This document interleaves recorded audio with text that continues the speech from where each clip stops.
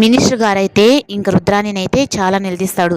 నీ వల్లే నేను ఇలా తప్పు చేయవలసి వచ్చింది. ఈరోజు నా కూతురికి ఇంత పరిస్థితి వచ్చింది అంటే అది కేవలం నీ వల్లే. ఇప్పుడు రాజుకి, కావ్యకి అలాగే నీ గురించి నేను నిజం చెప్పలేదు అంటే ఇంక నేను ఇంకా పెద్ద తప్పు చేసినట్లు వానిలాగా అవుతాను.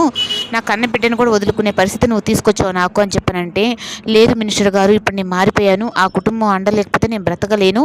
నిన్ను ఎలా అయినా ఆ కుటుంబంతో మళ్ళీ కలిపేలా చూడండి అని చెప్పనంటుంది. నీ గురించి కానీ నేను చెప్పలేదు అంటే నిన్ను తీసుకెళ్ళి తులసి వనంలో గంజాయి మొక్కను పెంచినట్టు అవుతుంది అని అంటే ఇంక రుద్రాణి అయితే మినిస్టర్ కాళ్ళ దగ్గర పట్టుకునేంత పరిస్థితి అయితే అవుతుంది.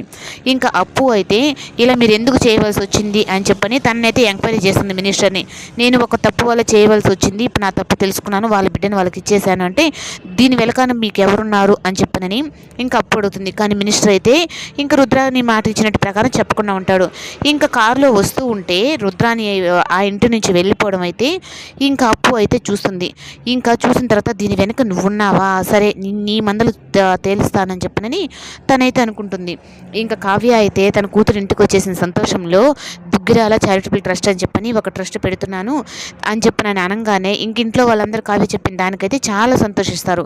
ఇంకా అలాగే అమ్మ నువ్వు అనుకునిందే చెయ్యి, దాన్ని నాకు సపోర్ట్ ఎప్పుడు ఉంటుందని చెప్పని ఇంకా దుగ్గిరాల కుటుంబం పెద్ద అయితే అంటాడు. ఇంకా రాజు కూడా అయితే కావ్య ఏ నిర్ణయం తీసుకున్నా దాంట్లో ఏదో ఒకటి ఉంటుంది అని చెప్పని తను కూడా అయితే అంటుంది. ఇంకా అలా అంతా చెప్పిన తర్వాత ఇంకా కావ్య అలాగే వచ్చిన తర్వాత ఇంకా అప్పు కూడా అయితే అక్క దీని అంతటికీ ఎవరు కారణమో నీకు కానీ తెలిసింది అంటే వాళ్ళు నువ్వు ఈ జన్మలో కూడా క్షమించవు, ఇంత దాకా వస్తుంది అని చెప్పి నేను అనుకోలేదు అని చెప్పని తను అంటుంది. ఇంకా రాహుల్ అయితే నువ్వు కానీ ఇప్పుడు బయట పడ్డావు అంటే ఇంక నేను ఏం చేస్తానో నాకే తెలియదు మమ్మీ అని